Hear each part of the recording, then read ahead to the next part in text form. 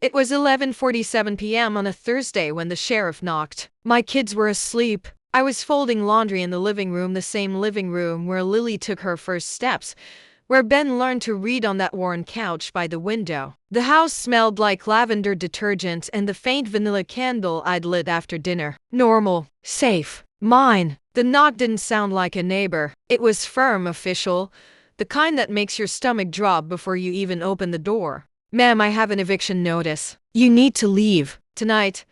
I stared at the paper he held out. The words blurred together. Eviction. Immediate. Lawful owner. I didn't understand. This was my house. I'd lived here for 12 years. I'd painted these walls. I'd replaced the kitchen faucet. I'd paid the mortgage alone for the last 18 months while my ex-husband, Derek, found every excuse not to contribute. "There must be a mistake," I said, my voice sounding small and far away. "I'm sorry, ma'am. I'm just executing the order. There wasn't a mistake. At least, not the kind I thought." Within 30 minutes, I was waking up Lily and Ben, their confused faces breaking my heart. "Why are we leaving, Mom?" Ben asked, clutching his stuffed dinosaur. "Where are we going?" I didn't have an answer. I packed what I could: clothes, toothbrushes, school backpacks, the framed photo of my grandmother who'd left me this house in the first place. My hands were shaking so badly I could barely zip the suitcase. By 12:30 a.m., we were in the car. I locked the front door with the key that suddenly felt meaningless. Neighbors' lights turned on. Curtains moved. No one came outside. I drove to the 24-hour diner on Route 9 and parked under the fluorescent lights. Lily and Ben fell asleep in the back seat, their breathing soft and trusting. I sat there until sunrise, watching my house in the rearview mirror, trying to understand how I'd lost my home without even knowing I was supposed to fight for it. What I didn't know yet was that I hadn't lost anything. It had been stolen, and the proof was closer than I thought. To understand what happened, I need to go back 18 months. Derek and I had been married for 11 years when everything fell apart. The house, a small two-story with a maple tree in the yard, was ours. We'd bought it together during better times, back when we still believed in forever. The divorce was messy, but it was supposed to be settled. Derek's lawyer, Richard Moss, a man with slicked back hair and an expensive suit, handled most of the paperwork. I couldn't afford my own attorney. I was working 50-hour weeks as a retail manager just to cover groceries and utilities, so I relied on Derek's promise that we'd be fair, that he wouldn't hurt the kids. The temporary agreement seemed simple enough. I'd stay in the house with Lily and Ben. Derek would pay child support. We'd figure out the rest later. Except Derek's child support payments were always late, always accompanied by texts like, "My lawyer says I'm paying too much." And then there was Vanessa, his new girlfriend, a paralegal with sharp eyes and sharper ambitions. She started texting the kids about "when you live with us," as if it were already decided. 6 months before the eviction, Derek asked me to sign some papers. "Just refinancing stuff," he said, standing in my kitchen like he still belonged there. "To make the mortgage payments easier." My lawyer reviewed it. "It's routine." I was exhausted. I was juggling double shifts and parent-teacher conferences and a washing machine that kept breaking. I trusted him. I signed. I didn't read every line. That was my mistake. A few weeks later, strange mail arrived. Property transfer recorded. I called Derek, my voice tight with confusion. "What property transfer?" "Don't worry about it," he said. "Legal stuff. Lawyers handling it." But I did worry. I started noticing things. Derek and Vanessa at open houses. I overheard Vanessa once, laughing on her phone. "Once we get her out, we can flip it." My gut screamed that something was wrong. But what could I do? I had no money for a lawyer, no proof of wrongdoing. I kept paying the mortgage. I kept working. I kept hoping. I should have fought harder. I should have read what I signed. But when you're working every hour just to keep food on the table, and your ex-husband is the father of your children, you want to believe he wouldn't destroy you. I was wrong. The morning after the eviction, I sat in that diner parking lot feeding my kids gas station donuts. Ben asked again, "When can we go home?" I didn't know how to answer. My phone buzzed. Texts from Derek. "Sorry it came to this. You had chances." Another message explained that the eviction was legal because the house was solely in his name now. I felt sick. How? We bought it together. It was my grandmother's house, left to me in her will. Derek's name had only been added after we married. I drove to the legal aid office, the kind of place with peeling linoleum and overworked staff. A young lawyer named Maria Santos reviewed the papers I'd signed. Her face darkened. "Amanda, you signed a quitclaim deed." "I thought it was refinancing papers. This transferred your ownership to him." "Completely."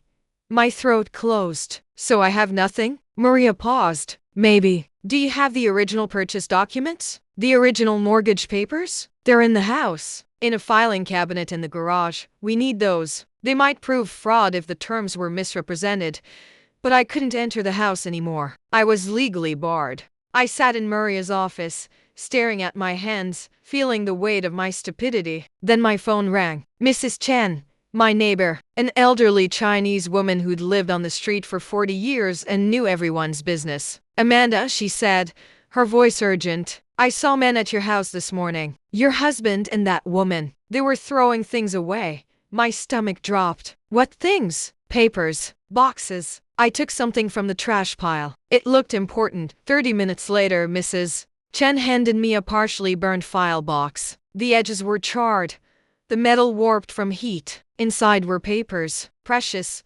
life-saving papers. The original mortgage agreement, my grandmother's will, the original purchase contract. My signature was clear. Joint tenancy with right of survivorship. The house had been mine first, my inheritance. Derek's name had been added later. But the quitclaim deed I'd signed recently? My signature looked different. Rushed. Shaky. Maria examined everything with the focus of a surgeon. "This changes everything. If we can prove the quitclaim was signed under duress or false pretenses, we can challenge it."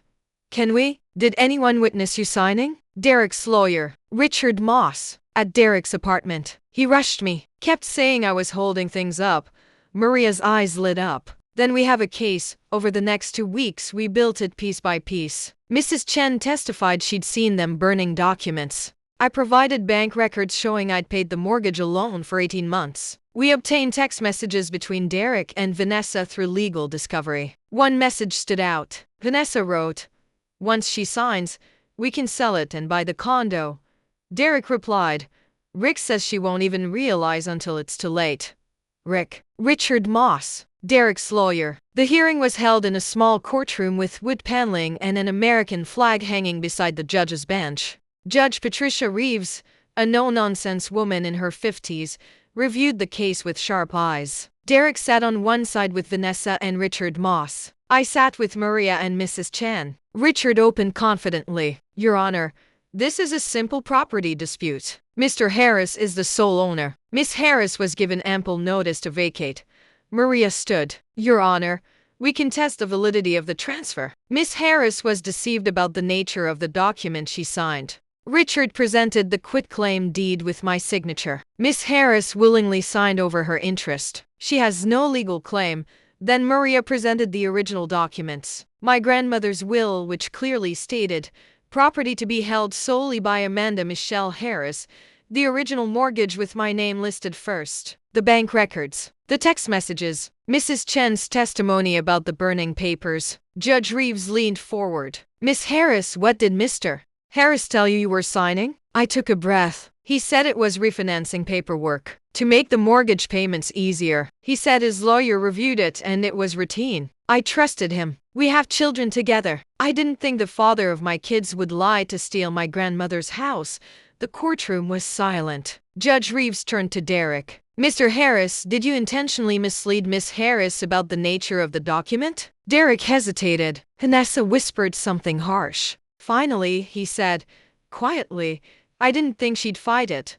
The gavel fell. "The quitclaim deed is voided due to fraudulent misrepresentation. Property title is restored to Miss Amanda Harris, sole owner. Mr. Harris, you are ordered to return all of Miss Harris's possessions. I am also referring this matter to the Bar Association for investigation of Mr. Moss's conduct." I exhaled for the first time in weeks. Lily and Ben, sitting in the gallery, looked confused but hopeful. Mrs. Chen dabbed her eyes with a tissue. Outside, Richard Moss stormed past, already on his phone. Derek and Vanessa were arguing in the parking lot. Maria smiled. You won because you didn't give up, I smiled back, exhausted. I won because someone threw away evidence in the trash where a nosy neighbor could find it. 3 days later, I stood at my front door with my kids, the same key in my hand. This time, it opened a door that was legally, irrevocably mine. It feels different, Lily said. I nodded. Because it's ours. Really ours. Inside, the house was a mess. Derek had started moving things, leaving boxes everywhere. But the bones of the home were still there. The first night back, we ordered pizza and slept on a mattress on the floor. Mrs. Chen brought a casserole. Co-workers from the store donated furniture. Maria stopped by with the final paperwork. The title's recorded. And because Derek refinanced in only his name, you don't owe that mortgage. The house is yours.